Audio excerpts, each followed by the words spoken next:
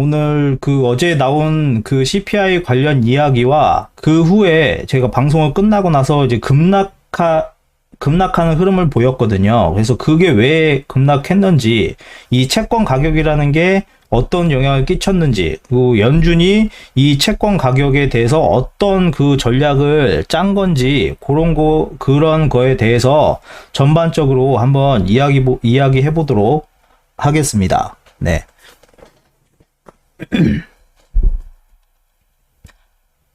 자, 우선 이 경고 관련 내용 한번 숙지해 주시면 좋을 것 같고요. 자, 한번 살펴볼게요. 오늘 방금 전에 나온 근원 생산자 물가 PPI 같은 경우는 이전치와 예측치보다 좀 높게 나왔어요. 이게 지금 방금 전 9시 반에 나온 예측치인데 그 기존 생산자 물가 같은 경우도 예측치와 이전치보다 좀 높게 나왔거든요. 그러니까 이거는 지금 소비자 물가 지수에 좀 안 좋은 영향을 끼칠 수 있겠죠. 이제 물가를 좀 올릴 수 있구나. 이거 다음 달 이번 달은 좀 그래도 좋게 나왔는데 다음 달은 높게 나올 수도 있겠구나. 그렇게 좀 암시를 하는 그런 지표가 이렇게 나왔다고 볼 수 있을 것 같아요. 그래서 요게 발표가 되자마자 미국 선물이 엄청 급락한 건 아니고요. 조금 이제 내려가서 지금 현재 조금 하락 방향으로 달리고 있기는 한데, 그래서 이게 물가가 올라가는 거 아니야? 이제 그런 우려를 좀 주니까 시장에서는 그래도 좀 안 좋은 것으로 받아들이고 있는 듯한 분위기가 이어지고 있는 것 같습니다. 그리고 영국 같은 경우도 이번에 좀 몇 가지 지표들을 발표를 했는데요. 이 GDP 같은 경우는 좀 많이 예전치보다 한 0.2 정도 좀 늘었어요. 이거는 전년 대비 0.2 정도 늘었고, 전 분기 대비로도 좀 늘었고요. 그리고 전월 대비로도 좀 많이 늘었어요. 그래서 영국 경기가 좀 좋아지고 있나? 뭐 그렇게 느낄 만한 그런 지표들이 나왔다. 아니면 인플레이션 때문에 GDP가 좀 더 커진 건가? 그렇게 생각해 볼 수도 있는 지표이기도 하고요. 우선 어찌됐든 높게 나왔다. 그리고 영국 같은 경우 기업 투자 같은 경우도 좀 올랐고, 산업 생산도 좀 올랐고요. 이전치보다 제조업도 올랐네요. 그러니까 영국도 조금 다시 이제 경기가 조금씩 살아나려는 움직임을 보이고 있나 봐요. 네. 그래서 무역 수지 같은 경우도 조금씩 좋아지고 있죠. 좀 좋아지고 마이너스 수치가 좀 감소했고요. 그 무역 수지 6월달 비유국 무역 수지 같은 경우도 마이너스 6.62였는데 현재 마이너스 2.77이니까 좀 많이 줄었죠. 그리고 그 다음 중국 같은 경우는 신규 대출이 이전치보다 좀 많이 줄었네요. 3050비였는데 지금 현재 345.9비로 이렇게 줄었어요. 그래서 그래서 중국 경기는 좀 안 좋아지나? 뭐 그렇게 계속 그럴 만한 데이터가 나오고 있네요. 네. 그래서 어저께 소비자 물가 지수가 나왔을 때 조금 증시가 이제 막 올라가고 있으니까 이제 좋은 흐름이 나오려나 보다. 이제 좀 다들 그렇게 생각을 한 것 같거든요. 오정희님 안녕하세요. 반갑습니다. 네. 이렇게 올라가는 흐름을 보여서 저도 이제 이 방송을 하고 끌 때 차트 마지막까지 봤을 때는 이제 올라가는 흐름을 보였어요. 근데 이게 점심 이후 바뀌기 시작을 했거든요. 미국 시간 점심 이후 바뀌기 시작했는데 그거 관련해서도 이거 차근차근 이야기한 다음에 설명을 해볼게요. 네. 그래서 어저께는 나온 수치는 그래도 소비자 물가 같은 경우는 좀 좋게 나왔다. 좋게 나왔는데 어저께 특이했던 거는 물가에 있어서 기름값, 에너지 영향이 좀 덜했다. 뭐 그렇게 되고 거의 좀 물가 상승의 주요 요인은 거의 주거비가 좀 많이 차지를 했죠. 그렇지만 다른 수치들 같은 경우 뭐 항공료라든가 아니면 중고차 가격이라든가 이런 거는 좀 많이 떨어지는 흐름을 보였어요. 여기 신차나 중고차 가격이 하락세를 지속했다. 이렇게 돼가지고 나왔는데 특히 이 중고차 가격은 7월 달에 마이너스 1.6% 떨어졌고 전년 대비로는 무려 마이너스 11.6%나 이렇게 떨어지는 흐름을 보였네요. 그러니까 신차값이란다. 이제 이 중고값이 떨어지니까 아무래도 소비가 좀 생기겠죠. 왜냐? 중국 같은 경우는 소비가 안 이루어져서 물건값이 떨어지는 와중에서도 또 소비가 안 이루어지니까 경기가 계속 안 좋아지는 그 디플레이션 그걸로 가고 있지만 그 미국은 좀 다르거든요. 다들 임금이 높아지고 있고 돈도 잘 벌고 있고 완전 고용 상태인데다가 차값이나 중고차 가격이 떨어진다고 하면 당연히 팔리겠죠. 예. 그래서 이번에 신차 판매 같은 경우는 무려 이 18.3%나 많이 팔렸대요. 예. 많이 팔렸죠. 예. 중고차 값은 떨어지고 신차도 많이 팔리고 재고 부담을 느낀 기업들이 인센티브랑 그 세일 공세를 많이 했나 봐요. 그래서 좀 많이 하락하는 그런 흐름을 보인 것 같아요. 그래서 이것 봐도 그 데이터 상으로는 인플레이션 상황에서 차값이 이렇게 잡히고 하면 물가가 내려가네. 이렇게 좋은 지표가 나왔거든요. 그래서 그 시장에서는 긍정적으로 봤었어요. 요것도 긍정적으로 볼 요소였고, 그리고 좀 이렇게 긍정적으로 봤긴 했지만 그래도 걱정한 거는 이게 내려갔어도 그 주거비가 안 잡히니까 이거 조금 오래 갈 수도 있겠다, 그런 좀 뭐랄까 우려 섞인 그것도 잠깐 있긴 했거든요. 근데 이게 비중은 크진 않았어요. 그래도 내려갔으니까 금리는 올리기 힘들겠지. 예. 그 대신 금리를 내리는 것보다 인하를 얼마나 할지 이제 그거를 아마 연준에서 얘기할 것이다, 뭐 그런 식으로 해석을 한 것 같거든요. 그래서 조금 긍정적으로 이렇게 봤던 그런 흐름이 나왔다고 볼 수 있어요. 예. 지금 현재 임금 상승률도 높은데 물가가 2%로 잡히려면 당연히 시간이 많이 걸리겠죠. 예. 그리고 또 하나 좋게 나왔던 거, 어제 이제 얘기를 드렸지만 이 신규 실업 청구 건수 같은 경우도 좀 실업률이 좀 높아졌잖아요. 이제 일자리 잃었어. 나 일자리 잃었으니까 실업수당 좀 줘 하는 사람이 늘었잖아요. 그러니까 이건 연준이 지금 바라고 있는 거거든요. 좀 꺾이기를 바라는. 그게 나왔기 때문에 현재 좀 좋은 뉴스가 이제 나오니까 이 로런스 메이어 전 연준 이사 같은 경우는 이렇게 내려가는 게 정말 믿을 수 없는 일이다. 예, 코어 인플레이션이 예상보다 빨리 방향을 틀었다는 것에 의심할 여지가 전혀 없다. 그러니까 이거 물가 잡힌 거야. 이거 이제 이렇게 빨리 잡힐 줄이야. 막 이런 식으로 좀 놀랬다는 거죠. 아무래도 이거는 좀 비둘기파적으로 증시에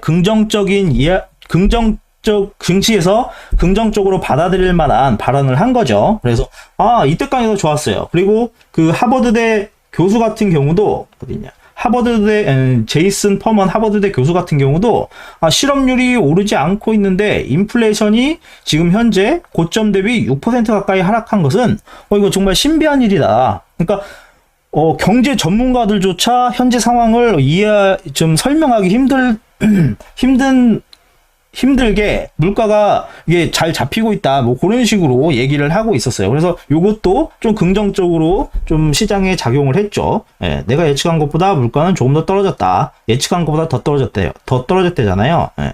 그렇지만 임금 인상률은 소폭 올랐지만 다음엔 내려갈 것으로 보인다. 뭐 하여튼 긍정적인 얘기를 해서 좋았어요. 그런데 그래도 좀 안 좋은 얘기를 한 사람도 있겠죠. 그래서 이 사람도 봤어요. 이 메리 데일리 미국 샌프란시스코 연방준비은행 총재인데 이 사람은 좀 매파, 그러니까 좀 톡톡 쏘는 발언을 많이 하거든요. 얘가 뭐라고 그랬냐면 7월 CPI가 시장 예상보다 낮게 나왔지만 전월보다 여전히 상승하고 있다. CPI가 여전히 높기 때문에 연준은 아직 할 일이 많이 남아있다. 그러니까 아직도 높으니까 우리가 원하는 목표치 2% 달성한 건 아니기 때문에 내려왔지만 현재 좀 내려오고 좀 수치가 좋게 나왔지만 그래도 우리가 원하는 2%를 달성한 게 아니기 때문에 우리는 금리를 더 올릴 거고 더 긴축을 할 거고 이런저런 방향을 할 것이다. 이런 식으로 하니까 이건 좀 찬물을 끼얹은 거죠. 그렇지만 이걸 가지고는 좀 증시를 움직이기에는 조금 약했어요. 이때까지만 해도. 아직까지는 내려오지 않았다. 원하는 포인트까지 아직 내려오지 않았다. 이렇게 얘기했지만 뭐 그렇게 나쁘진 않았거든요. 그리고 월가에서도 좀 시선이 바뀌었어요. 좀 갈렸어요. 이제 월스트리트 저널 같은 경우는 연준이 9월 회의에서 금리 인상을 하지 않을 수 있다. 그러니까 거의 올해는 동결할 가능성이 높을 것이다. 이런 식으로 긍정적으로 얘기를 해주면서 증시에 좀 호재로 작용할 만한 이런 얘기를 해줬고, 블룸버그는 아마 이 메리 데일리 이 연준 은행 총재의 그 발언을 듣고 기사를 쓴 것 같아요. 그래서 연준은 아직 할 일이 많이 남아있다는 분위기를 조성할 것이다.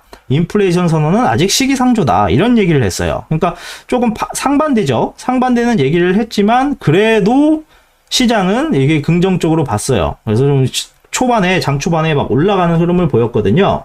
예. 어디 보자. 여기서 보면 이런 식으로 올라갔죠. 장 초반에. 예, 저희가 이제 여기까지 봤는데 이렇게 올라갔는데 근데 갑자기 그 이후에 내려가기 시작을 했어요. 예, 내려가기 시작을 했거든요. 그럼 이 이유가 뭐냐? 왜 내려갔는가 갑자기 좋은 지표가 나왔는데 왜 내려갔을까? 이거를 한번 다시 이제 살펴보면 그건 국채에 있었거든요. 데이터가 모두 좋게 나와서 흐름이 좋았는데 이후에 반전한 이후 그 연준이 무언가 노린 게 있구나. 이게 좀 소름 돋는 그 연준의 계획이 좀 있었던 거 아닌가. 그런 거를 좀 의심할 수 있는 친구들이 여러 개가 좀 있었죠. 우선 볼게요.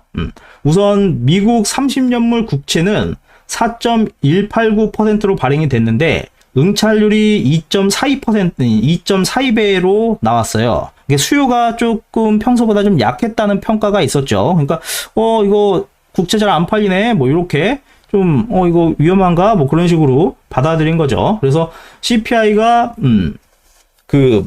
CPI보다 시장에 조금 더 영향을 좀 많이 준 것 같아요. 이게 나온 이유로. 그러니까 이 이유는 이제 차근차근 설명을 드릴게요. 이 수요가 이제 보통 이렇게 국채가 발행을 하면 좀 잘 팔려야 되는데, 국채를 발행했는데 수요가 잘 안 팔리면 아무래도 좀 뭐랄까, 불안감이 좀 커지겠죠. 장기채 이거 팔아야 되는데, 그럼 국가에서도 돈도 조달해야 되는데, 이게 좀 그 불안감이 커진 영향이 좀 있는데, 그 전 매물들을 살펴보면, 이 3년물 같은 경우는 응찰률이 2.9배였대요. 그리고 10년물은 2.56배. 근데 30년물은 2.42배. 그러니까 점점 낮아지죠. 그러니까 이 낮아지니까 미국채 공급 압력이 채권 시장에 좀 부담을 주는 건가? 뭐 그렇게 생각을 한 거예요. 그러니까 시장 참여자들은 이 30년물도 좀 잘 팔리고 이제 인기 있게 팔리길 바랬는데 그렇게 안 되니까 좀 실망을 한 거죠. 실망을 한 건데 이게 미국 채권 금리가 올라가면 이제 채권 그 수익률이 올라가면 아무래도 좀 경기에는 좀 좋지는 않아요. 왜냐면 채권 수익률이 이제 그게 올라가면은 아무래도 그 회사채가 잘 팔리지 않겠죠. 경기를 부양시키기 위해 국채를 발행을 하지만 되려 회사채가 잘 팔리지 않을 수 있다. 회사채가 잘 팔리지 않으면 기업들은 아무래도 투자를 미루겠죠. 그러면은 가게도 그렇고 기업도 그렇고 뭐 이런저런 뭐 차익 부담이 증가하고 뭐 이렇게 하니까 투자가 위축되면 고용도 잘 안 될 것이고 고용이 안 되면은 아무래도 이익이 떨어질 것이고 이런 게 반복이 되고 부동산이나 이런 증시에도 악영향을 끼치면서 좀 변동성을 좀 크게 만들 것이고 그래서 미국 경제에는 좀 부정적인 역할을 하지 않겠냐 뭐 그런 식으로 부정적으로 되지 않겠냐 이제 그런 분위기가 형성이 되는 거죠.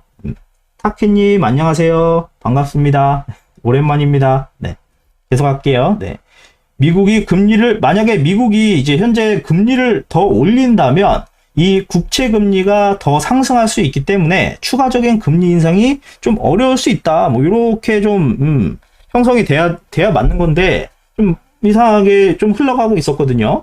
그걸 잘 봤더니 이 바이든이 어저께 중국 투자 규제 관련 행정명령에 서명을 했잖아요. 거기 잘 보면 반도체나 인공지능 뭐 이런 양자 컴퓨터 이런 거 관련 요거를 최첨단 관련 이 분야를 중국에 제공하지 않겠다. 뭐 그런 의미의 그런 발표를 했잖아요. 그래서 뭐 중국은 뭐 바로 관광객을 뭐 풀고 한국에 우회 수출하기 위해서 그런 인플레이션 감축법을 피하기 위해서 새만금의 투자도 많이 하고 뭐 이런 식으로 우회 수출하려고 하고 있잖아요. 그러니까 이렇게 중국을 조여대니까 중국도 막 발악을 하는 거예요. 그래? 그럼 우리도 우회 수출하기 위해서 한국에도 투자를 하고 여러 방법을 깨야겠지만 중국 뭐 경기 부양책을 위해서 뭐 이렇게 관광객을 많이 밖으로도 내보내겠지만 우리 만약에 그렇게 하면 너네 국채 팔아버릴 수 있어. 이런 식으로 좀 위협을 어느 정도 할 수도 있겠죠. 예. 그러면 현재 지금 중국 같은 경우는 미국 국채를 계속 팔고 있었어요. 예, 지금까지. 그래서 5월 달에 미국 국채 보유량이 8,468억 달러였대요. 예. 지금 이거 같은 경우는 전월 대비 121억 달러나 줄어드는 건데 이게 2010년 5월 이후 13년 만에 최저치라고 해요. 예, 더 팔 가능성도 있고. 그러니까 더 팔면 아무래도 그 수익률은 좀 올라가겠죠. 국채가 좀 인기가 없어, 이제 매물이 많아지니까. 그러면은, 요렇게 팔면은, 뭐, 단기적으로 보면 중국도 솔직히 함부로 그렇게 막 팔지는 못하거든요. 왜냐면은 자기네들도 손해니까 팔진 못하는데, 그건 이제 극단적으로, 중국이 던지면은 뭐 이렇게 되겠다 하겠지만, 중국도 손해보기 때문에 그렇게 함부로 하진 않지만, 전쟁이 난다, 뭐 이런 식으로 한다면 어느 정도 가능할 수는 있겠죠. 전쟁도 뭐 쉽게 나진 않지만, 그리고, 현재, 중국이 뭐 1대1로라든가 여러 가지 경제 정책을 계속 했잖아요. 지금 코로나 때문에 지금 잠시 주춤하고 있고 이러긴 하지만 그게 중국이 이 위안화를 기축통화로 만들려고 하는 그 노력 중에 하나였잖아요. 그런 게.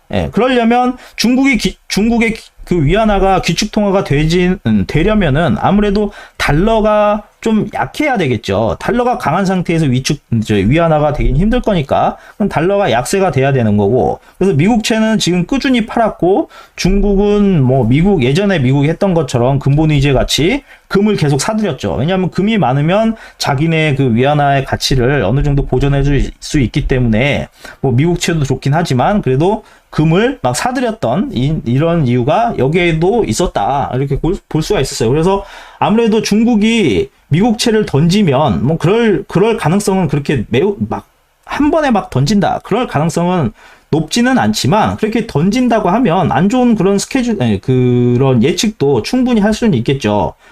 미국채를 던지면 당연히 미국은 난처해 할 거고 솔직히 이번에 연초에 그 실리콘밸리 뱅크 관련 파산이 있었잖아요.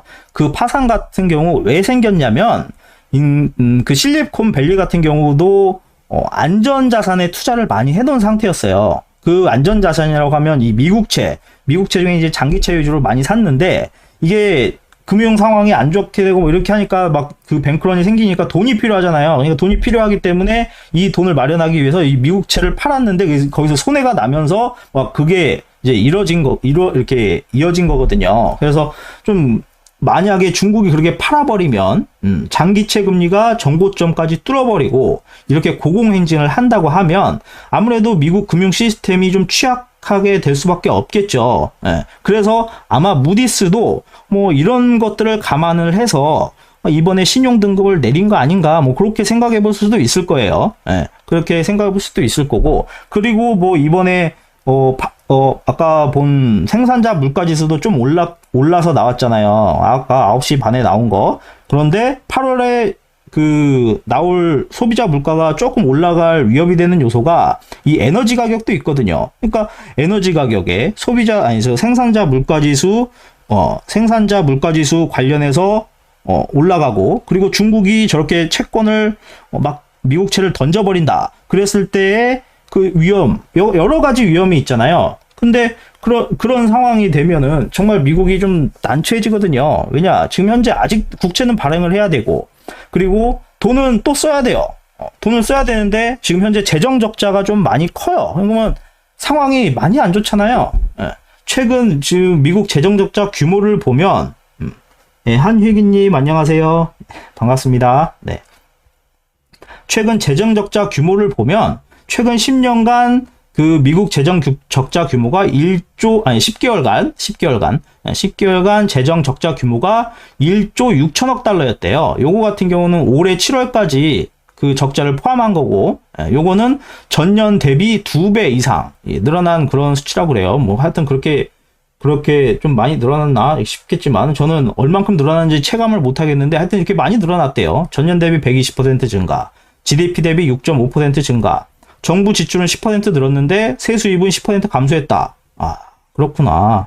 그러면 채권을 추가 발행할 가능성이 높기 때문에 10년물이 상승을 한다. 왜냐면 국채 시장이 많이 팔릴 거고 그러면 국채가 싸진다는 소리이기 때문에 싸진 거를 시장에서 더 팔려면 사는 사람이 없으니까 수요를 높이려면 그 수익률이 높아야 다른 사람이 사가잖아요. 그러니까 올라가는 거거든요. 그래서 10년물이 상승할 수도 있겠구나. 뭐 그렇게 시나리오를 써볼 수 있을 것 같아요. 근데 얘네들이 이렇게 악조건이지만 얘네들이 좀 미국에서 중요한 거는 내년 좀 미국 선거 때문에 좀 중요해요. 이게 악조건에 있지만 미국은 재정 적자의 직면에 있지만 내년에 선거가 있기 때문에 돈을 써야 돼요. 역대 그 정권들 보면 전부 다 거의 선거 전에 돈을 어떻게 쓰겠다 그런 거 많이 이렇게 했잖아요. 그렇듯이 이번에도 분명히 해야 되는데, 아무래도 미국 정부나 연준에서는 그런 걱정을 했겠죠. 아, 돈을 써야 되는데 재정 적자도 그렇고 중국이 저렇게 팔아야 되고 그렇게 되고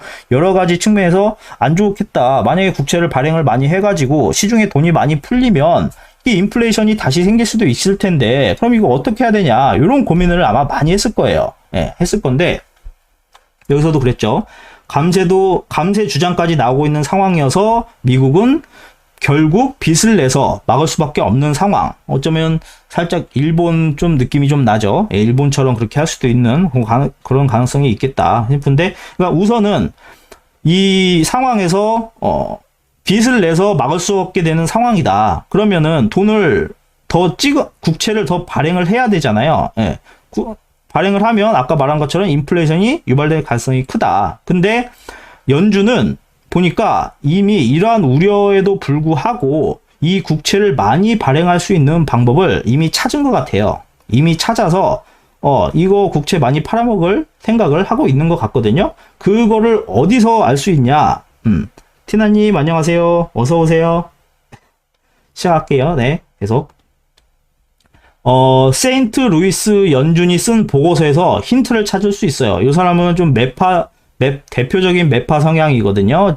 전에 연준 대표였기도 하고, 요거를 아마 관심 있으신 분은, 이 세인트 루이스 연준의 이 레포트를 찾아보시면 아마 아실 거예요. 이 사람이 뭐라고 그랬냐?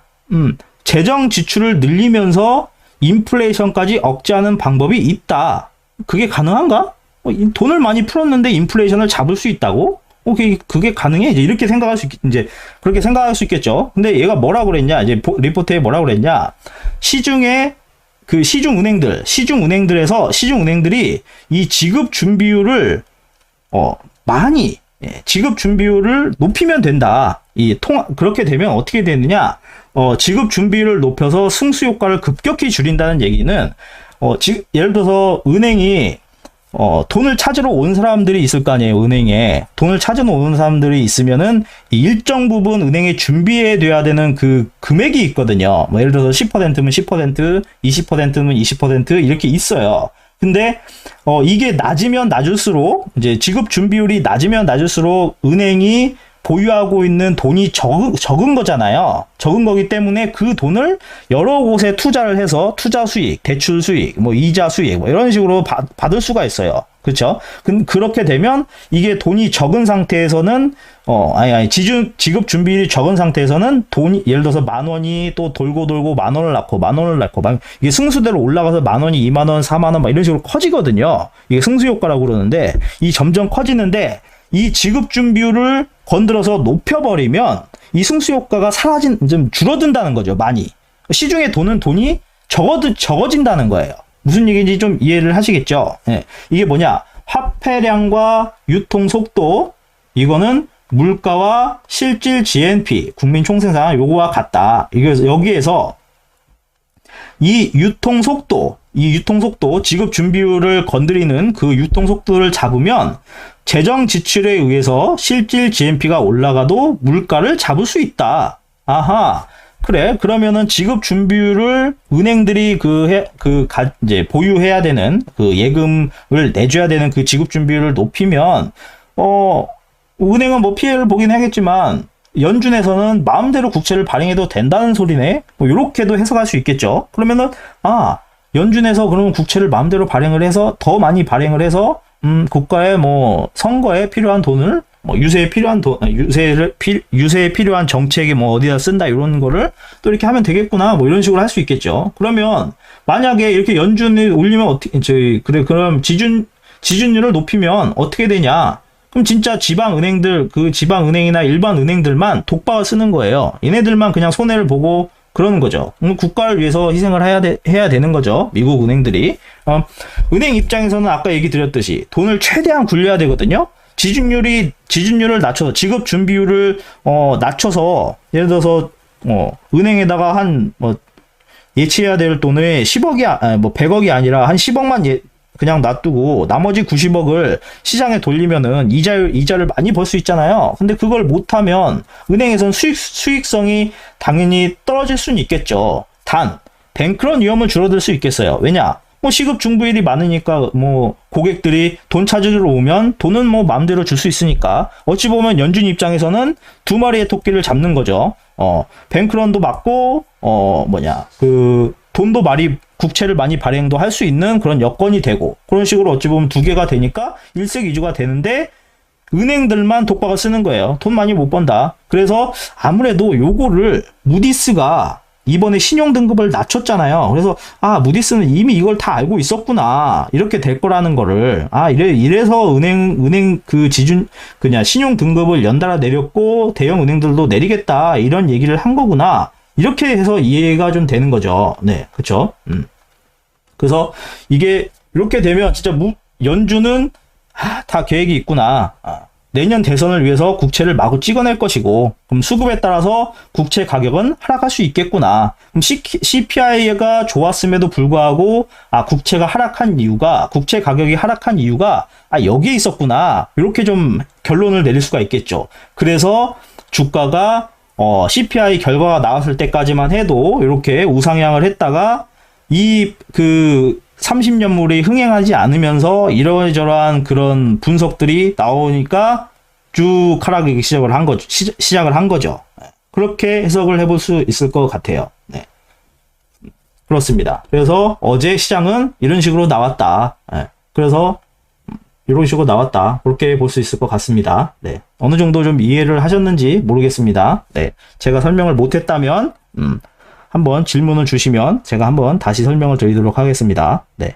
그리고 그다음 국채 관련해서 이제 설명은 끝났고, 그다음에 이제 실적으로 넘어가 보면 이 노보노디스크 같은 경우는 매출이랑 EPS랑 이런 게 좀 안 좋게 나왔나 봐요. 예상을 하회했는데 이거 같은 경우는 여러 가지가 있었죠. 이것 때문에 우리나라 비만, 당뇨 요 관련 부분의 매출이 상승세가 나왔잖아요. 근데 그게 조금 이번에 좀 조정을 보였던 이유가 여기 좀 있었다 보면 좋을 것 같아요. 예상이 하회했다. 내려갔구나. 그게 왜 내려갔냐? 이 판매 유통 이 관련해서 관리 비용은 증가했고, 이 희귀질환 부분 매출은 전년 대비 20% 하락을 했고, 그렇지만 비만 제품이나 이런 거는 또 188% 증가를 했고, 이렇게 나왔어요. 이 부분은 좋았는데 다른 부분에서 좀 까먹었나 봐요. 그래서 예상을 하회했다, 이런 식으로 나왔거든요. 당뇨 비만 치료제 부분 같은 경우는 전분기 대비 44% 증가, 판매와 전망은 좋았고 가이던스는 상향됐다, 이렇게 나왔는데 이것 때문에 한국에 있는 이 비만이나 당뇨 관련 주들이 내려갔다고 그러면 어찌 보면 지금은 좀 기회겠죠. 왜냐? 이건 또 다시 올라갈 거니까. 요거 관련 매출이 지금 증가하고 있으니까 아무래도 올라가겠죠. 그리고 알리바바 같은 경우도 좀 좋게 나왔네요. 요거 같은 경우는 상회에서 2분기 매출도 전년 동기 대비 14% 증가하고, 소매 매출, 국제 상업 소매 매출은 60% 급증, 잉여 현금 흐름도 전년 대비 76%나 증가. 그래서 다니엘 대표가 구조조정을 잘해서 견고한 실적을 달성했다, 이렇게 얘기를 했나봐요. 그래서 이 온라인 판매 업체 요 관련해서 좋은 흐름을 보였다, 그렇게 볼 수 있을 것 같아요. 그리고 실적 말고 이제 다른 거, 어저께 좀 나온 뉴스에 좀 특이한 거를 제가 하나 가져와 봤는데, 미국 자동차 노조들이 임금을 40%를 올려달라, 이렇게 좀 띵깡 놓고 있는 것 같아요. 띵깡을 놓고 좀 조르고 있대요. 그래서 봤더니 미국 최대 자동차 산업 노조인 전미 자동차 노조, 얘네들이 GM, 포드, 스텔란티스 등 미국 빅3 자동차 기업한테 40%의 수준의 임금을 올려달라. 그렇게 만약에 안 하면 파업하겠다. 뭐 이런 식으로 나오고 있대요. 근데 그 이유가 뭐냐? 이 40%나 올려달라고 하는 이유가 뭐냐 도대체? 봤더니 2019년부터 현재까지 이 빅3 자동차 기업의 그 CEO들의 평균 연봉 인상률이 40%였대요. 그러니까 너네들 대표들 너네 40% 올렸으니까 우리도 올려줘. 많이 올려줘. 이런 식으로 파업을 하는 거죠. 근데 2019년 이후에 뭐 3% 정도씩 한 2번 올리기로 뭐 얘기를 했었다고 그러는데 우선 40% 올려달라고 그러네요. 만약에 근데 이게 통과가 이게 협상이 40%로 돼버리면 안 좋죠. 예를 들어서 우리 기업들도 LG라든가 삼성도 거기 나가 있는데 걔네들도 임금 올려줘야 되고 다른 데도 올려줘야 되고 이게 도미노처럼 퍼지니까 그러면 또 물가에도 영향을 끼치겠죠. 그래서 이것도 좀 안 좋게 하는 뉴스가 나왔다. 그래서 전반적으로 어저께는 좀 좋은 흐름이 나왔지만 그 이후에 안 좋게 해석할 수 있을 만한 국채 관련된 그 이야기가 나오면서 줄줄 흐르기 시작했고 그 다음에 오늘까지도 그 여파가 이어져서 시장이 하락하면서 좀 시작을 하는 그런 분위기를 보여주고 있네요. 보면 지금 시작하고 있는데 떨어지고 있어요. 이렇게.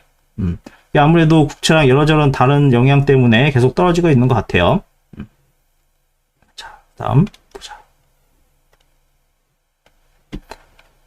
그래서 우선 어저께 같은 경우는 이렇게 상승한 거는 소비주, 커뮤니케이션, 테크놀로지, 금융 이런 것들이 조금 올라갔었고 나머지는 에너지, 소비방어, 헬스케어, 유틸리티, 산업부동산, 1차 금속 이런 게 좀 떨어졌죠. 이렇게 떨어져서 이 흐름이 지금 계속 이어졌고 그리고 테슬라 같은 경우는 어제 좀 꿈틀대니까 한국도 좀 꿈틀댔죠. 이것저것. 그리고 지금 현재 시장이 시작되고 있지만 이 흐름이 계속 갈 건지 한번 전 지표를 계속 보면 변동성 지수 같은 경우는 어저께 하락하는 흐름을 이어졌는데도 이게 변동성 지수가 내려갔어요. 이것도 좀 신기해요. 왜냐하면 보통 이렇게 폭락을 하거나 그러면 변동성이 커지니까 이게 올라가야 되거든요. 올라가야 되는데 안 올라가고 떨어졌어요. 15.85.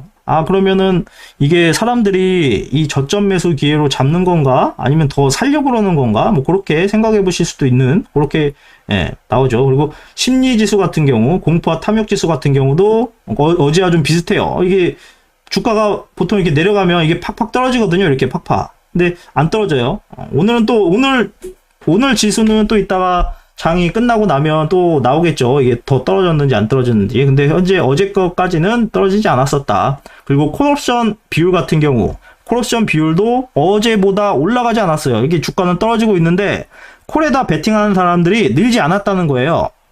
이게 1을 기준으로 해서 1을 넘어가면 풋옵션, 그러니까 증시가 떨어지는 것에 거는 사람들이 많다는 의미이고 1 이하면 올라간다에 베팅한 사람들이 많다는 의미거든요. 근데 이게 1에 가까워질수록 증시는 안 좋은데 어저께 이렇게 하락을 했으면 어찌 보면은 더 하락할 거다. 이거에 베팅하는 게 올라졌을 만도 한데 이게 올라가지 않았어요. 이게 안 올라간다는 소린가? 이렇게 해서 볼 수 있겠죠. 우선은 그렇게 나왔고 국채 같은 경우는 아까 다 전에 방금 다 설명을 드렸죠. 이게 국채 같은 경우 입찰이 나오자 10년물 수익률도 상승이 되고 재정 적자 우려도 있고 수요가 좀 약하니까 이거 30년도 3년물이라든가 10년물이 잘 팔렸으니까 30년물도 좀 잘 팔렸으면 증시가 그 CPI의 잘 나온 거에 영향을 받아서 어저께 이렇게 더 쭉쭉쭉쭉 올라갔을 건데 이게 이제 올라가다가 30년물이 잘 안 팔리는 게 이제 2시에 그 결과가 나오니까 그 이후로 쭉 내려가기 시작을 해버린 거죠. 장기채 영향 때문에. 그렇지만, 어찌 보면 장기채를 이렇게 발행을 하면은 아무래도 국가에서 돈을 많이 쓴다는 소리잖아요. 시장에 돈을 돌린다. 시장에 돈이 나올 수도 있다. 이렇게 하는 또 시장의 판단이 조만간 또 나오지 않겠나 또 그런 생각을 해요. 현재는 우선 안 좋게 나왔으니까 하락하고 있는데 이런 지표들로 봐서는 이 하락을 추가적으로 계속 할 거라는 그런 데이터는 아닌 것 같아요. 그래서 그렇게 나왔고 이 장단기 역전은 계속되고 있는 상태이고, 유가 같은 경우도 이게 더 안 올라가고 지금 그냥 여기 전 고점에서 이렇게 횡보하는, 근데 보통 이게 전 고점에서 차트상으로는 올라가면 한번 내려오잖아요. 여기 내려오는 자리인가? 만약에 여기서 또 딛고 올라가면 안 되는데, 이게 계속 올라가면 8월 달에 발표되는 소비자 물가에 안 좋은 영향을 끼치겠죠. 안 좋은 영향이라고 하면 물가가 올라간다는 소리거든요. 물가가 올라가면 연준은 물가 안 잡힌다, 우리 금리 올릴 거야, 이런 식으로 판단이 되고, 금리를 올릴 거야? 그러면 이게 증시에, 이거 악재인데, 이거 금리 올린대, 그러면 힘들잖아. 그럼 주가는 떨어지겠죠. 그래서, 어찌 보면 시장에서는, 지금 현재 조금 정상적이지 않은 그런 패턴으로 흘러가고 있는데, 경기가 안 좋게 나오기를 바라고 있어요. 왜? 그래야 연준이 금리를 안 올린다. 금리를 안 올려야 증시가 올라가기 쉽다. 뭐 이런 식으로 해석을 하면서, 좀 이상하게 좀 바뀌고 있죠. 여기서도 유가가 상승을 하면 CPI가 올라가고 긴축 가능성 우려가 커지고 금융시장이 혼란스럽다. 그런 식으로. 뭐 달러 인덱스도 그렇게 많이 올라가지는 않았어요. 내려가지도 않았고 어제하고 거의 비슷하고요. 금 선물은 내려가고 있네요. 이게 위험 자산, 이게 증시의 변동폭이 크거나 좀 많이 하락하거나 막 불안정하면 사람들이 안전 자산 선호 심리로 해가지고 금이나 이런 데 쪽으로 움직이는 경향이 있잖아요. 근데 주가가 하락하고 있는데도 이게 좀 이렇게 미미하면 아직까지는 그런 단계가 아닌가, 그렇게 생각해 볼 수 있을 것 같아요. 환율 같은 경우도 고점에서, 전고점이어서 그런지 좀 여기서 머뭇머뭇하네요. 여기서 그렇습니다. 오늘 그래서 여러 가지 뭐 환율이나 인덱스, 그 다음에 국채, 유가 이런 식으로 다 한번 봤고요. 그리고 CME 패드워치 요거 같은 경우, 이제 예측치 같은 경우는 장중에 막 이렇게 왔다 갔다 할 때, 발표되고 그럴 때 이게 90%까지도 갔거든요. CPI 나오고 뭐 그럴 때는. 근데 그 이후에는 이 88.5로 좀 떨어졌어요. 떨어졌는데 이게 어제보다는 훨씬 높죠. 85.5. 그러니까 동결을 하겠다. 그게 좀 확률이 좀 많이 높아졌다.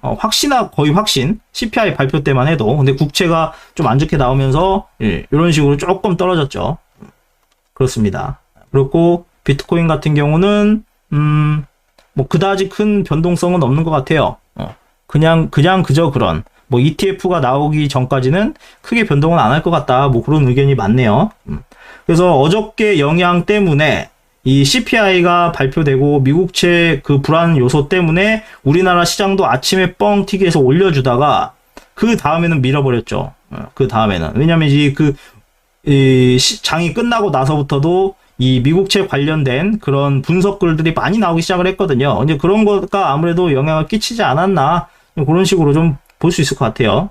그래서 요거 관련해서 보면 초전도체나 전기차, 배터리, 뭐 로봇, 드론, 또 로봇하고 드론 나왔죠. 제가 늘상 말하는 이 폐배터리, 전기차 나오고, 그리고 오전에는 요게 좀 강했거든요. 요거 면세, 화장품, 중국 관련 뭐 요런 것들이 어제 말씀드렸던 내용들이 강했는데, 오후에 조금 꼬꾸라들었는데, 요건 또 다시 올라갈 것 같아요. 나중에.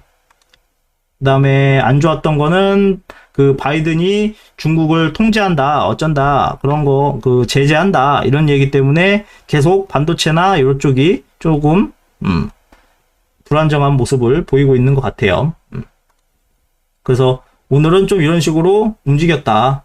그래서 다시 한번 살펴보면, 중국 관련돼서 많이 몰려온다. 이 얘기는 저번 달 7월 26일부터 얘기를 했잖아요. 왜냐? 그때 이 당시에 상하이밍 주한 중국 대사가 곧 재개될 수 있도록 협조 요청을 했다. 그러니까 곧 승인 날 거다. 그런 식으로 얘기했다고 했잖아요. 그래서 그게 승인이 어제 났죠. 어제 나가지고 뭐 빚정 풀겠다. 이런 얘기를 했고, 그 관련해서 얘기를 드렸고, 어저께. 그러면서 지금 어저께 관련해서 요거까지 관련 종목 관련해서 알아서 한번 쭉 보셔서 한번 보시면 괜찮을 거다. 뭐 이렇게 보여드리는 것도 있고, 그 다음에 또 한번 집중될 만한 게 뭔가 이렇게 또 찾아봤거든요. 이제 중국 관광객이 관광으로 안 끝날 것 같다. 뭐 하냐? 예전에도 그랬지만 이 성형, 시술, 뭐 K-의료 요 관련해서 많이 올 수 있다 그래요. 이게 이것도 어느 정도 영향을 받을 것이다. 그래서 이 관련 소모성 재료를 만드는 이런 보톡스나 필러, 리프팅 피부 이런 회사들이 혜택을 볼 수도 있다. 이런 얘기 나오더라고요. 그러니까 지금 장은 이런 의료 관련된 중국 관련된 거, 뭐 이런 거, 화장품 빛 이런 거, 그다음에 여행사 이런 것도 있잖아요. 쭉 나오고 당뇨 비만, 그다음 바이오 쪽 막 올라가고 이런 거 있잖아요. 그다음에 또 뭐 있냐? 드론도 오늘 올라갔고 막 지금 현재 막 순환매가 엄청 빠르게 움직이고 있거든요. 지금 뭐 엔터도 올라갔고 그렇잖아요. 정신없이 막 왔다 갔다 하잖아요. 예, 이게 횡보장이나 하락장에서 나타나는 전형적인 현상이거든요. 계속 정신없이 굴리는. 이게 얘네들이 어찌 보면 개인 입장에서는 이런 것들이 나중에 더 오르려고 하는 거구나. 얘네들이 이런 것들을 계속 간보고 있구나. 그럼 이런 것들을 계속 관심 있게 봐야 되겠네. 그래서 오늘 이렇게 팍 올라간 종목이 있다. 그러면 좀 지나면 다시 밑에서 매집을 하면 좋겠구나. 그런 식으로 생각해 보면 좋을 만한 그런 종목들이 계속 나오고 있으니까 올라가면 사지 말고 밑에서 샀다가 올라가면 파는, 그렇게 하면 될 거예요. 왜냐하면 대세 상승장이니까 이 박스권의 생각에서 밑에서 사서 위에서 파는 게 통하는 시장이거든요. 또 그렇게 해보시면 좋을 것 같습니다. 그리고 경제지표 요거 같은 경우는 처음에 얘기 드렸죠. 요거 소비자는 이건 어저께 거였고 오늘 거 같은 경우도 나온 거 아까 9시 반까지 나온 거 근원 생산자 물가까지 얘기를 드렸고 내일 나올 거는 토요일이라 그 기름 굴착 장비 요거 원유 시추 요거 외에는 특별한 건 없습니다. 네, 특별한 건 없고요. 그리고 이번 주는 거의 끝났고 다음 주에 또 몇 개 있죠. 다음 주에 매크로 지표들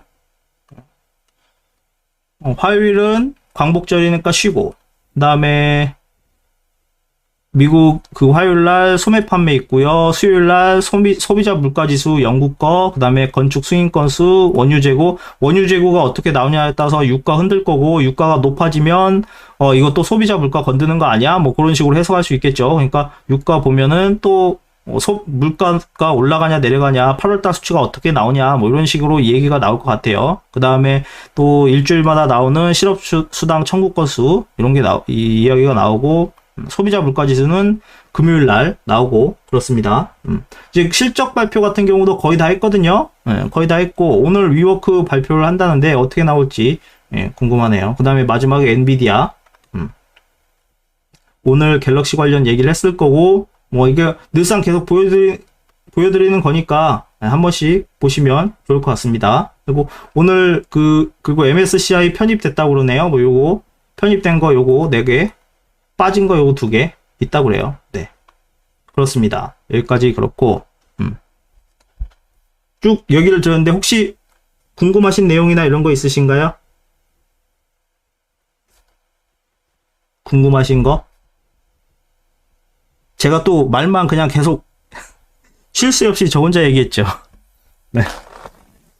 뭔가 이렇게 막 얘기는 해드릴 게 많은데 마음은 급한데 말빨은 안 되고 그러니까 우선은 막 얘기를 전달해드리는 그 전달력이 좀 떨어지긴 하지만 그래도 열심히 전달 드리려고 노력은 했다. 그렇게 좀 봐주세요. 네. 그리고 뭐 더 이제 질문 주실 얘기가 없다면 한번 요걸 좀 봐볼게요. 준비를 많이, 그렇게 봐주셔서 감사합니다. 좀 많이 찾아봤어요. 이것저것. 이거 왜 이렇게 됐을까? 다른 분들 그런 것도 보고, 미국 그런 기사들도 많이 찾아봤더니, 이런 이유가 있구나. 그렇구나. 그러면은, 제가 결론을 내린 거는, 이 미국채가 많이 풀리면 시장에 지금 현재는 악재로 다가오고 있지만, 조금 지나면은 시장에 돈이 많이 풀리겠구나. 국가가 저렇게 돈을 푼다는 의미니까. 그러면 좀 후에는 긍정적으로 다가오지 않겠나. 저는 좀 그렇게 보고 있어요. 현재. 어디였냐. 여기 있더라. 재정 지출을 늘릴 것이다. 재정 지출을 늘릴 것이다. 해피데이님 이해가 안 가시면 다시 보시면 됩니다. 네, 다시 보시면 좀 이해가 가실 겁니다. 그런 식으로 될 거니까. 하여튼, 국채가 많이 풀린다고 발행한다고 하니까, 발행할 것 같다고 그러니까, 요거에 대한 거를 좀 잘 대비를 해보시면 괜찮겠죠. 그리고 또 뭘 볼까? 거의 다 오늘 전달 드릴 내용은 다 전달 드렸어요. MSCI 그거 관련 종목 관련해서는 저도 올라갈지 내려갈지는 몰라요. 뭐 시장에서 아니면 전문가들 다른 유튜버들 보면 뭐 이거는 편입되면은 평균적으로 한 60% 올라간다. 뭐 이런 식으로 얘기를 하는 분들도 있고, 이 편입되면은 바로 애들이 파는 경향도 있어서 뭐 폭락하는 경우도 있다. 이런 얘기도 있어서 올라갈지 내려갈지는 잘 몰라요. 저도 모르긴 하지만 우선은 전반적으로는 이론적으로는 편입되는 게 좋죠. 왜냐면은 어제도 얘기 드렸지만 제가 예를 들어서 필리핀 주식을 사려고 그러면 어떤 주식이 좋은지 모르잖아요. 그렇듯이 어떤 종목이 좋다, 그거를 이제 해서 보여주는 거니까, 그러면은 펀드나 다른 기관들이나 해외 그런 애들이 좀 어떤 거를 사야 되는지 그런 지침으로 삼기 좋겠죠. 아무래도 MSCI 지수가 이 모건 스탠리 캐피털 인터내셔널사가 발표하는 세계 주가 지표라고 하니까 글로벌 투자 펀드사들의 투자 지표가 된다. 이렇게 되고 있으니까 도움이 될 수도 있고 안 될 수도 있고, 돈이 들어올 수도 있고, 아니면은 타겟이 돼가지고 막 때릴 수도 있고 그러겠죠. 그러니까 이것도 뭐 무조건 들어간다고 해서 올라가는 건 아니니까 봐야 되겠죠. 떨어지면은 차트 상황 이래서 좋은데 떨어진다 그러면은 밑에서 매집해두면 되죠. 올라가겠죠. 항상 그러잖아요. 급락하면은 유심히 봐가지고 상승 징후가 나온다, 그럼 그때 들어가면 되는 거죠. 뭐 그렇습니다. 자, 한번 볼게요. 이번에는 뭐 종합 주가나 이런 게 어떻게 나왔는지, 요거는 차트적인 거 그냥 제가 그냥 재미삼아 보는 거니까 도움이 안 되실 수도 있으니까 요 좀 참고하시고, 얘는 이렇게 궁시렁 거리는구나, 택도 없는 소리다, 네가 말하는 거 다 틀렸다, 이렇게 말씀하실 수도 있겠지만 그냥 필요하신 분, 그런 분만 좀 들어주시길 바랍니다. 이런 건 필요 없다 그러시면 안 들으셔도 됩니다. 네. 한번 보면 월봉 같은 경우는 아직 여전히 안 깼으니까 추세는 좀 오늘 이번 달 8월 달은 조정 중이긴 하지만, 그래도 조금 뭐랄까, 상승 추세는 안 깨졌으니까 무너지는 그런 하락 방향, 이런 지금과 같은 이런 하락 추세는 아니다. 좀 그래도 올라가는 과정에서 잠깐 쉬는 이런 과정으로 보인다. 그렇게 해석할 수 있게 지금 차트가 그려지고 있네요.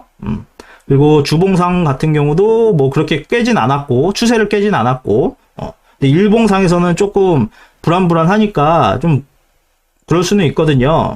이거 더 떨어지는 거 아니야? 종합주가가 무너지면은 다 무너질 텐데, 다들은 하락한다고 그러는데, 지금도 뭐 국채 관련해서 안 좋은 얘기가 나오고 막 시장에서는 이렇게 떠드는데, 이거 그럼 더 폭락한다는 소리 아니야? 국채 안 팔리고 막 이렇게 우리가 생각하실 수도 있잖아요. 지금 제가 앞서서 얘기 드린 경제지표 관련해서도, 쭉 국채 관련해서도 얘기 들어보면 뭐 결론적으로는 뭐야? 안 좋다는 소리야? 떨어진다는 소리네? 뭐 이런 식으로도 느낄 수 있잖아요. 그러면 이건 폭락하겠네 이렇게 생각할 수도 있겠지만, 지금은 말씀드린 것처럼 대세 상승장이고 아직 이게 폭락을 할 만한 그게 아직 없으니까, 네, 그쵸. 이게 조금 이런 식으로 나오면 그냥 싸게 사라는 거구나 이렇게 생각하시면 돼요. 왜냐, 이게 지금 현재 하락장이 아니잖아요. 이렇게 이건 주봉 차트인데, 이렇게 하락장이라고 하면 이 상승 5파동이 엘리엇 5파동이 다 끝나고 여기서 하락 파동을 만들면서 이렇게 하락 추세에 나오는 하락 그거라면 저도 당연히 하락한다고 튀어야 됩니다. 하락 후 횡보입니다. 튀어야 됩니다. 하락 후 횡보예요. 튀세요.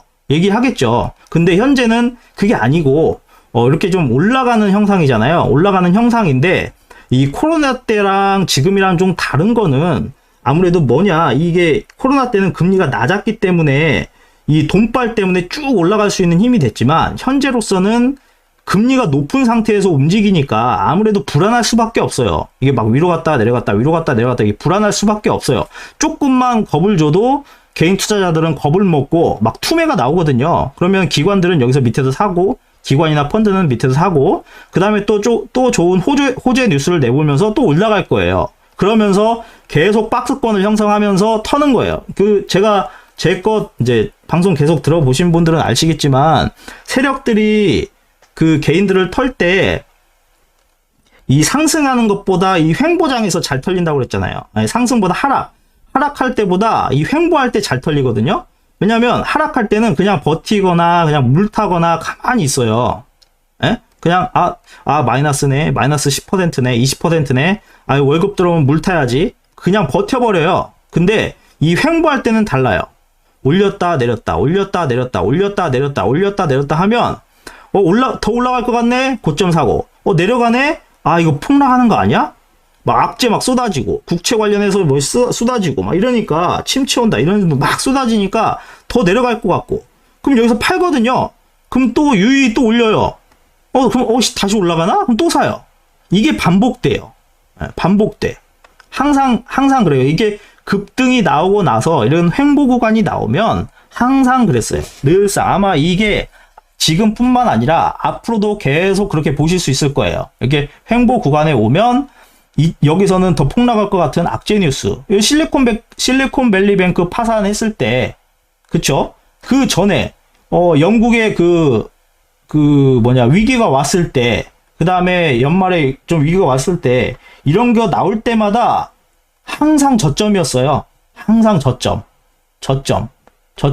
그렇죠? 그럼 지금도 뭐 국채 발행, CPI가 좋게 나왔지만 현재 국채 발행이 어째됐다 저째됐다 뭐 중국에서 이렇게 막 싹 팔아버리면은 미국 망한다 뭐 이런 식으로 나오잖아요. 안 좋다, AI는 뭐 너무 많이 반영돼서 거품이다, 여러 가지가 나오고 있잖아요. 그래서 막 내일이라도 폭락해서 망할 것처럼 계속 나와요. 아마 더 나올 거예요. 더 심하게 나올 수도 있어요. 더 심하게도 나올 수도 있는데 솔직히 어저께 같은 경우도, 오늘이죠, 오늘 갭으로 띄어져가지고, 완벽한 상승 흐름을 만드는구나. 여기 갭 돌파하고 올라가네? 좋아. 했는데 이렇게 내려왔어요. 근데 잘 보시면, 이게 31선에서 21선이 옆으로 기었어요. 그쵸? 급락 후 급등을 했는데 옆으로 기었어요. 왜냐? 급락을 했는데 올라가고 내려왔기 때문에 이게 긴 거예요. 그러면 이게 다음 주에는 또 이렇게 올라갈 가능성이 있어요. 그러면 이게 박스권이 되면은 올라가서 횡보하면 급등이거든요. 그런 식으로 될 가능성이 있기 때문에 솔직히 내려와주면 땡큐다. 내려와주면 싸게 사게 해주는 그런 기회다 생각하면서 접근을 하면 분명히 이렇게 반등이 나오거든요. 이 정구점까지는 나올 거예요. 그러니까 지금 네가 내려가네 어쩌네 그리고 욕을 막 하시는 분들이 있을 건데 보시면 알아요. 보시면 올라가지. 너 너무 자신감이 넘친다. 어떻게 그런 식으로 얘기하냐. 너 돌 맞으면 어떻게 하려고 그냥 그럴 수도 있는데, 우선 제가 얘기하는 거는 그냥 한 귀로 걸려 들으시면 돼요. 틀릴 수도 있으니까. 그렇지만 제 기준에서는, 나는 이게 지금 이런 식으로 악재가 나오면 세일이구나. 분명히 올라간다. 산다. 그렇게 보고 있다는 거죠. 늘상 얘기 드렸던 것처럼, 아직 현재 조정이 끝난 건 아니거든요. 올라가고 1번, 2번, 3번, 4번 이렇게 돼야 되거든요. 그래야 1포인트, 3포인트, 3포인트, 1, 2, 3 쿠션하고 딱 올라가니까 뭐 그런 식으로 볼 수 있다고 제가 늘상 얘기 드렸듯이, 그래서 현재 내려가고 있는 거는 그렇게 위험하진 않을 것 같다. 내려갈 때마다 만약 내가 어느 정도 왜냐면 최저점은 못 맞추니까 내려갈 때마다 조금씩 분할해서 사는 거예요. 그리고 정확한 올라가는 이런 흐름이 나온다. 오늘도 코스피가 이렇게 하락을 했지만 만약에 월요일 날 이게 올라가는 흐름이 나온다. 그러면은 W잖아요. 이렇게 바닥을 그리면서. 그럼 전고점 여기를 만약에 뚫는지 본다고 하면 대세 상승 나오는구나. 이게 한 방에 안 나오고 이렇게 한 번 더 꺾은 다음에 나오는구나. 그렇게 보시면 또 이때 막 들어갈 수도 있겠죠. 그래서 그거를 보는데 아직은 이 전 저점을 안 끊기 때문에 추세가 무너진 건 아니고 그렇게 급락할 것 같지도 않다. 그렇게 보고 있는 거고. 이 미국 같은 경우로 보면 이게 왜 제가 지금 악재고 국채 관련 이런저런 악재이 다 나오고 있지만 그래도 올라가고, 이놈은 왜 다른 사람과 반대로 계속 올라간다고 저렇게 쇼를 할까? 남들한테 돌 맞으려고 이렇게 생각할 수도 있지만 어느 정도 공부해 보신 분들은, 얘가 이렇게 말하는 게 맞을 수도 있겠는데, 이렇게 생각하실 생각해 볼 수도 있지 않을까 해요. 왜냐? 보세요. 주가에는 그 움직임에는, 주가 공식에는 엘리엇 파동이라는 게 있거든요. 올라갈 때는 5번의 파동을 보이고 1번, 1파, 2파, 3파, 4파, 5파. 내려갈 때는 3가지 파동이 있다. A파, B파, C파 이렇게 얘기하잖아요. 그래서 어떤 사람은 뭐 C파 형태 상태여서 폭락 나온다 이런 식으로 얘기하는데 현재로서는 1파, 2파, 상승 1파, 하락 2파, 그 다음에 상승 3파, 하락 4파, 그 다음에 마지막 5파 이게 있다 그러면 보세요. 1파 이거 나스닥 지수예요. 나스닥 그 일봉 차트예요. 여기서 1파, 그 다음에 2파, 3파, 4파. 그러면 마지막 5파가 남았겠죠. 아직 5파가 남았다. 그리고 위에서 하락하는 하락 파동이 아직 안 나왔다. 그래서 더 내려가면 내려갈수록 이 61선을 만약에 깬다. 이 61선을 깬다. 그래도 올라간다. 왜냐? 이게 21선이 미완성 M파동이기 때문에 이걸 만약에 폭락하더라도 이렇게 폭락해야 되거든요. 이런 식으로. 그럼 한쪽이 처진 M파동으로 폭락을 하더라도 이런 식으로 폭락을 해야 되기 때문에 지금 이런 식으로 빠지면 땡큐죠. 땡큐. 더 사버리는 거예요. 이거 분명히 이렇게 올려요. 정고점이 아니더라도 만약에 추세가 하락으로 바뀐다고 하면 최소 50에서 66% 요 정도 3분의 2 정도까지는 올렸다 빼는 거기 때문에 이만큼의 파동이라도 남아있다. 그렇지만 이 대파동이 남아있기 때문에 아직은 여기까지는 이렇게 더 올라가야 된다. 더 이제 그렇게 보고 있기 때문에 한국 시장도 현재 어제 이어서 상승하는 흐름을 조금 반납하는 모습을 보이긴 했지만 미국이 안 무너졌고 우리나라도 추세가 현재 그렇게 크게 무너지지 않았고 박스권에 있는 상태이고 현재 상승을 많이 한 다음에 박스권에 있는 상태이기 때문에 이건 반드시 올라갈 거다. 그렇게 보는 거예요. 근데 늘상 얘기 드렸잖아요. 이렇게 상승장에서 횡보장으로 바뀌면 이렇게 막 흔들리잖아요. 주가가. 그렇듯이 이러면서 종목 순환이 상당히 빨라요. 로봇으로 갔다가 AI로 갔다가 언제는 초전도태로 갔다가 바이오로 갔다가 이렇게 막 왔다 갔다 하거든요. 그러면 우리는 이때 어떻게 하냐? 이거 관심 있는 주구나. 이거 관심 있는 주구나. 이렇게 보면 돼요. 왜냐? 이렇게 보면 월 말에 다음 달 초에 이들 종목 중에서 기업이나 펀드나 이런 세력들이 이거를 그 9월 달에 주도주로 그 전략주로 세팅할 가능성이 있거든요. 세팅할 가능성. 예를 들어서 바이오를 올렸다. 근데 바이오 같은 경우 8월 3일 날 좀 올렸죠. 8월 초에 많이 급등시켰잖아요. 그러고 나서 이번 달 계속 바이오 가고 있거든요. 그렇듯이 뭐 예를 들어서 이번에 뭐 의료, 뭐 예를 들어서 그 중국 관련 화장품, 엔터, 이런 것들이 찔끔 올라가고 떨어지고, 찔끔 올라가고 떨어지고, 이런 식으로 했다. 그러면 그런 관련된 거를 다음 달 한 3일에서 4일 정도 보는 거예요. 이게 월 초보다 올라갔네? 그러면 그게, 세력들의 그 포트폴리오에 구성된 거다. 이렇게 판단할 수 있기 때문에, 이렇게 그 피레침 찍은 것들 중에 그 어떤 파트가 다음 달에 올라갈 수 있다는 거죠. 네. 그렇기 때문에 이렇게 막 횡보장에서는 흔들어요. 흔들면서 개인들을 정신없게 해요. 정신없게 하니까 개인들은 올라가면 사고, 추격 매수한다고 해서 올라가면 사고, 떨어지면 더 폭락할 거다. 지금 국채 봐봐라. 중국이 던진대잖아. 중국 디플레이션 공포가 있대잖아. 하면서 막 더 던져요. 그러면 이제 개관들은 밑에서 다 받는 거예요. 받는 거. 이 상승 추세잖아요. 상승 추세. 축구 선수들은 그라운드 위에서 열심히 뛰면서 공을 차듯이 지금 현재 종합주가에서도 보면 이미 골든크로스는 이미 전에 나왔고, 골든크로스는 정배열이 정확히 완성되어 있는 거고, 그리고 성장형 구간이고, 그쵸? 성장형 구간. 어떤 산업이든 간에 성장형, 성숙형, 성숙형, 쇠퇴형, 그 다음에 침체. 이게 반복되잖아요. 지금 골든크로스 나와서 지금 현재 성장형이기 때문에 성장형 구간이기 때문에 아직 갈 길이 멀다. 예. 근데 가기 전에 지금은 잠깐 쉬는 단계일 뿐이다. 근데 사람들은 많이 겁먹고 있는 상황이다. 저는 그렇게 보고 있어요. 여기서도 그랬잖아요. 급등할 때 쉬잖아요. 잠깐. 올라가기 전에 쉬잖아요. 이런 식으로. 이거 차트를 거꾸로 보자고요. 예를 들어서 제가 항상 그랬잖아요. 어디 증권사에도 나오지 않는 방법을 저는 항상 쓰고 있다고. 차트를 뒤집는 방법. 이거 증권사 기능에도 없어요. 네, 없고 저는 이제 PPT로 해서 찍어서 보는데 이거 보세요. 이게 코스피 주간 차트를 뒤집은 건데요. 이거를 상승 차트로 보자고요. 올라가고 조정받고 올라가고 조정받고 올라가고 내렸다가 한 번 더 올리고 그쵸?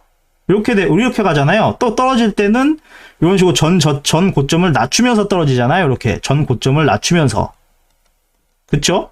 이런 식으로 올라가잖아요. 그러니까 지금 현재는 이렇게 올라가고 있는 추세인 상황에서 이렇게 횡보 박스권 구간을 계속 형성하면서 개인들을 혼란에 빠뜨리는 여기서 물량을 막 하는 그 다음에 팍 올려준다. 저는 그렇게 보고 있어요.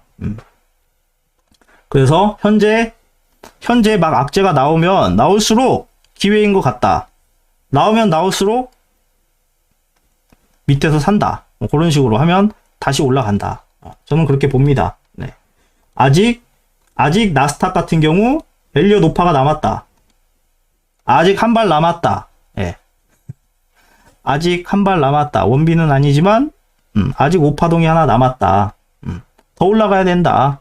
그래서 악재는 그렇게 위험해 보이지 않는다. 저는 그렇게 생각하고 있다고 말씀드리고 싶습니다. 그래서 전반적으로 아까 그 생산자 물가 관련 어저께 나왔던 소비자 물가 관련 그런 또 분석 글들, 그다음에 국채가 좀 인기가 없으면서 시장에 안 좋은 영향을 끼쳤고, 그럼 그 안 좋은 영향이 왜 일어났는가, 그 이유에 대해서도 설명을 드렸고요. 예, 그리고 오늘 이슈됐던 거 설명드렸고, 대략적으로 그 다음에 저의 내피셜, 이렇게 해서 말씀을 다 드린 것 같습니다. 네. 네. 그렇습니다. 그래서 오늘은 다 말씀드린 것 같고, 혹시 뭐, 궁금하신 내용이나 이런 거 있으세요? 제가 아는 거는 말씀드리고 모르는 거는 다음에 또 조사해서 제가 알아보고 또 알려드리면 되고.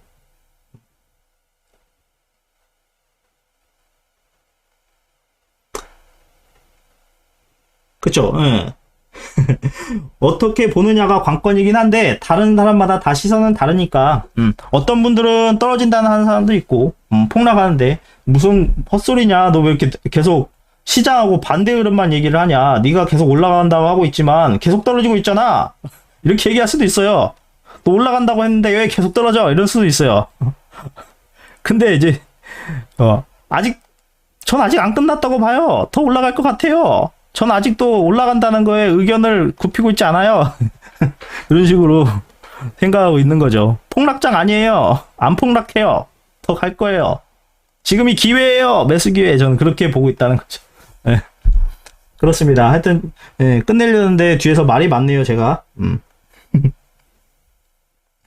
티나님, 중국 여행 개방, 유럽도 경기도 살아날 수 있을 듯. 울라나뿐만.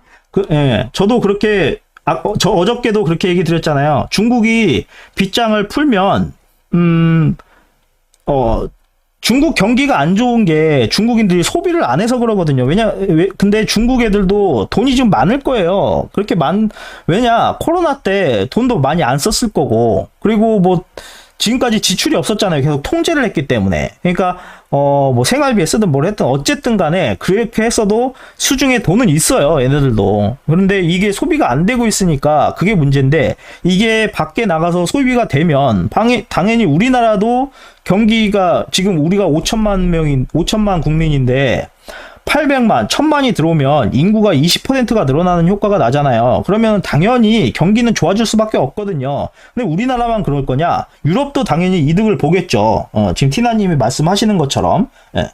유럽도 이득을 볼 것이고, 동남아도 그렇고, 다른 나라도 분명히 이득을 볼 거예요. 그럼 우리나라도 지금 그러잖아요. 우리나라도 지금 뭐 중국으로 가는 거 풀어주고 있잖아요.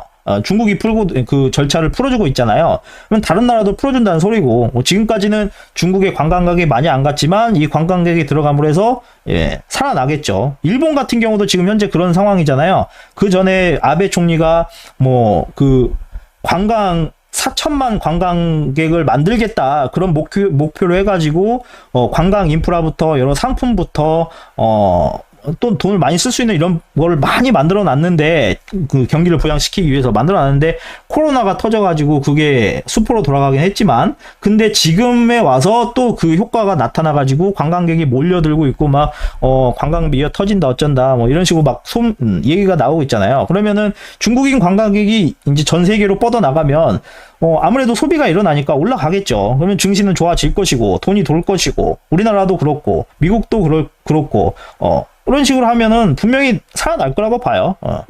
중국 경기도 지금 침체고 부동산도 안 좋고 뭐 디플레이션 공포가 있고 그러긴 하는데 이제 아시안 게임도 있고 아시안 게임 얘네들이 아시안 게임 때문에 뭐 빗장을 풀었다 이런 말도 있긴 하지만 어찌 됐든 간에 중국 애들이 먼저 나가서 쓰고 뭐 다른 국가 애들도 또 중국으로 들어와 주면 그걸 계기로 해서 또 살아날 수 있는 그런 계기가 되니까 뭐 장기적으로 본다고 하면 조금 더 긍정적으로 나올 수 있지 않을까 그렇게 저도 그렇게 바라보고 있습니다. 5월 달에 유럽 가셨어요? 텅텅 비어 있는데 한국 사람들 지금 한국 사람들 여행 엄청 가요. 제 주변에서도 엄청 많이 가고요. 여름 휴가로 해가지고도 많이 갔어요. 밖에 나라가 소비가 돼야 중국 공장도 들어가겠죠. 그렇죠. 밖에서 소비가 되면 중국 애들이 밖에 나가서 중국산 사는 거잖아요. 또 옷 사는 예를 들어서 한국에 와가지고 화장품이 좋아, 옷이 좋아 샀는데 메이드 인 차이나 중국 애들이 중국 거 사는 그런 아이러니한 그런 현상이 일어나긴 하지만 그렇게 되겠죠. 그렇게 해서 소비가 돌아가면 돈이 돌아가니까 세계 경제는 살아날 것이고 뭐 미국이 지금 현재 뭐 국채 때문에 어쩐다 저쩐다 하지만 중국도 그렇게 쉽게 팔 수는 없거든요. 국채를. 지금 아까도 보시면 좀 30년물이 인기가 좀 떨어졌다. 수요가 좀 불안전하다. 이렇게 하는데 그렇게 많이 차이 나진 않아요. 이미 뭐 응착률이 2.4면 나쁘진 않잖아요. 다 팔릴 만한 그건 되니까. 그건 다 팔렸고 뭐 그런 식으로 돼 있는 상황이고 그리고 연준이 얘기한 것처럼 아까 뭐 설명한 걸 이해를 못 하셨다면 연준 이야기인 것처럼 국채를 많이 발행을 해가지고 인플레이션이 올라갈 걸 걱정하고 있다 시장은. 근데 시장 걱정하지 말아라 레포트를 썼잖아요. 걱정하지 마. 지급 준비율 은행들 지급 준비율 높여서 은행들 실적 안 좋게만 하면 이거 물가 잡을 수 있어 이렇게 얘기를 해버린 상황이기 때문에 뭐 그렇게 국채 관련해서도 큰 악재가 없을 거다. 그러면 이제 앞으로 대선이 다가오니까 또 이제 바이든이고 후보고 간에 돈 나 이렇게 쓸 거야, 나 저렇게 쓸 거야, 정책 이렇게 할 거야, 뭐 그렇게 하겠죠. 그러면은 그 관련 주들이 또 이렇게 꿈틀꿈틀 거리겠죠. 이번에 중국을 제재한다고 해서 반도체가 막 이렇게 침체되고 있잖아요. 그렇지만 반도체 지금이 어찌 보면 또 살 기회이기도 해요. 또 사놓으면 분명히 또 그 대선 관련해서 후보가 공화당 후보가 할지 바이든이 할지 누가 될지는 모르겠지만 지금도 현재 바이든이 유세 아닌 유세를 하고 다니고 있잖아요. 여기 가가지고 내가 여기 공장 들여와서 뭐 일자리 많이 창출했잖아, 나 잘했지 막 이러고 있잖아요. 지금 현재 여기저기 돌아다니면서. 그러면은 또 앞으로는 야 내가 여기다가 뭐 투자할 거야, 여기다 공장 뭐 지어줄 거야, 이거 우리 뭐 AI 투자하게 할 거야 이런 식으로 또 할 거거든요. 그러면은 그 관련주들이 또 꿈틀꿈틀 하겠죠. 막 순환하면서 또 하면은 이거 좀 주도주로 또 가겠는데 하면서 이제 밑에서 매집을 하면 되는 건데, 그러니까 횡보장에서 그런 꿈틀꿈틀 하는 게 많이 나오니까. 그래서 현재로서는 대추세가 아직 안 꺾였고 정배열에 있고 골든크로스도 나온 상태이고 그런 상황에서 단기적으로 막 여러 가지 막 내일 망할 것처럼 하는 뉴스들이 나오고 있다. 그러면 제발 좀 싸게 사주세요. 이렇게 얘기하는 거와 같다라고 해석해 갖고 사면 또 지금 뭐 늘상 얘기한 것처럼 이번엔 또 로봇주 올라갔잖아요. 로봇주 올라가고 또 이거 또 반도체주 내려가면 또 올라갈 것이고 또 내려간 건 또 올라가고 그럴 거니까 만약에 혹시나 어떤 종목에 물려 계셨다면 참고 계시면 분명히 본전 이상 올라갈 그 흐름이 나올 겁니다. 그러니까 너무 걱정하지 마시고요. 지금 현재 시장에서 겁주고 있는 뭐 다른 유튜버들이 내일 망할 것처럼 뭐 중국 디플레이션 돼갖고 부동산 폭발해가지고 뭐 난리 날 것처럼 하고 있지만 지금 나오는 악재들은 전부 다 정부들이 막을 거다. 저는 그렇게 봐요. 그렇게 보고 있어요. 이미 한국 같은 경우도 새마을금고 사태 이미 터졌어요. 아마 지금 국민들은 잘 모르는 부분들 많을 건데 그거 국가가 거의 다 막았거든요. 네, 이렇듯이 미국이 실리콘뱅크 막았듯이 한국도 새마을금고 막았고 어느 나라에서 뭐가 터지면 영국에서 위기가 터졌을 때 연금 관련 위기가 막았듯이 지금 실리콘밸리에서 막았듯이 한국에서 지금 조용스럽게 새마을금고 관련 문제 다 막았듯이 다른 것도 분명히 막게 될 거예요. 그렇기 때문에 주가는 현재는 올라갈 것이다. 그렇지만 언제 조심해야 되냐? 금리를 내린다고 할 때까지인데 금리를 내린다고 하기 전에 나오는 징후가 있거든요. 그 징후는 뭐냐? 그 징후는 양적 긴축의 그 속도를 줄이겠다. 이거예요. 여기서 보면 얘기를 끝내려다가 좀 계속 이어지고 있는데 지금 차트를 제가 뒤집은 거지만 이 추세가 코로나 끝나고 네? 티나님 뭐요? 외국인 애들이 선물 풋옵션 잔뜩 쌓아놓았다고 하는데 풋옵션 어디에요? 한국 시장이요? 어디? 아까 그 풋옵션 비율은 안 높던데?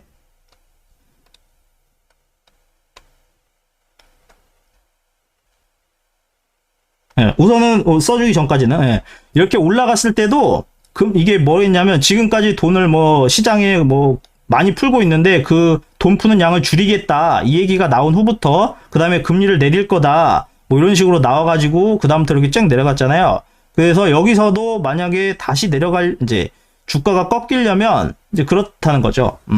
그 연준이 이제부터 우리 돈 그 흡수하고 있는 거 그거 조금씩 줄이겠다. 이제 그거 이제 시장에서 금리 올리고 있잖아요. 그렇듯이 금리를 동결하면서 이제 시장에서 빨아들이는 돈을 좀 줄이겠다 이런 식으로 얘기를 할 거고 그럼 거기서부터 좀 낌새를 종합적 이제 대세 하락이 나올 수도 있겠다. 이제 그때부터 생각해 볼 수 있겠죠. 그래서 그 후에 본격적인 하락은 금리를 올리면 그 후에는 이게 경기가 안 좋다는 뜻이구나. 이제 본격적으로 하락을 하겠네. 이제 그러니까 그때부터 하락한다. 그게 통하지 않겠나. 그렇게 보는 거죠. 현재로서는 아닌 것 같다. 외국인 애들 선물 풋 옵션 잔뜩 쌓아놨다고 쌓아놓은 거 제가 그거 못 봤는데 쌓아놨대요. 그거 한번 봐볼게요. 한번 풋옵션 한 달 넘게 쌓고 있는 걸 보면 조만간 현물 핵폭탄 투하 가능성. 그래요? 풋옵션 한 달 넘게 쌓고 있는데 근데 얘네들이 아마 그걸 수도 있어요. 지금 위클리 옵션이 하나 더 옵션이 하나 더 생겨가지고 조금 많이 꼬리가 지금 막 몸통을 흔드는 시장이 막 되고 있잖아요.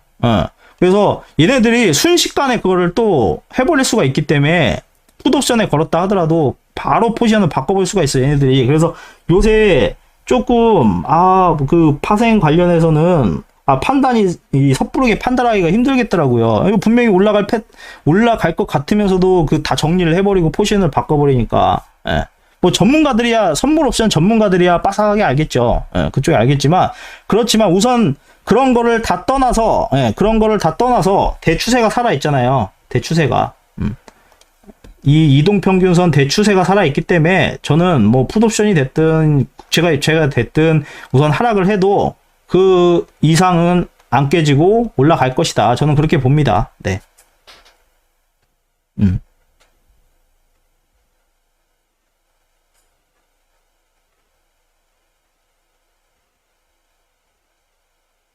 관련해서 한번 저도 봐볼게요. 네. 유튜브가 어떤 식으로 얘기했는지 무슨 얘기인지 잘 몰라가지고 그렇게 많아가지고 막 투하할 것이다 얘기를 하는데 그럼 배팅을 걸었다고 하면 우리나라만 걸진 않았겠죠. 전 세계적으로 뭔가 미국에서 먼저 낌새가 있었겠죠. 이제 끝날 것이라는 장이 끝났구나 추세가 끝났구나 뭐 그런 게 여론적이 나왔을 텐데 한번 봐볼게요.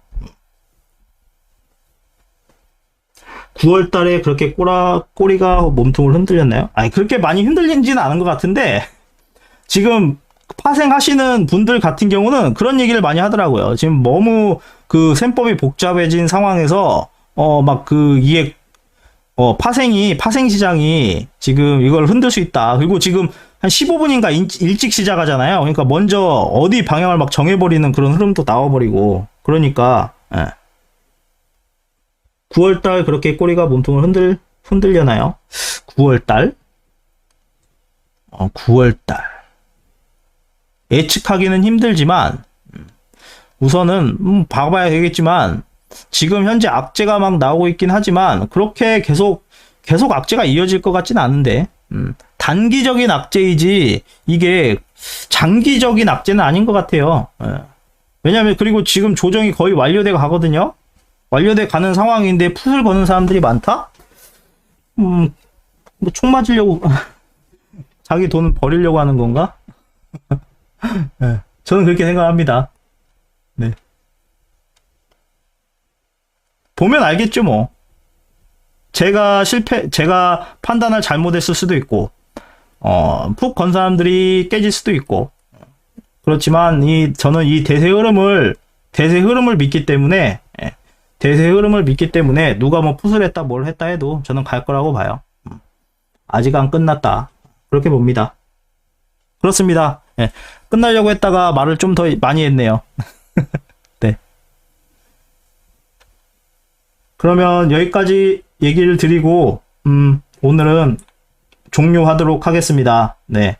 즐거운 주말 보내시고, 월요일 날 또 뵙도록 하겠습니다. 네.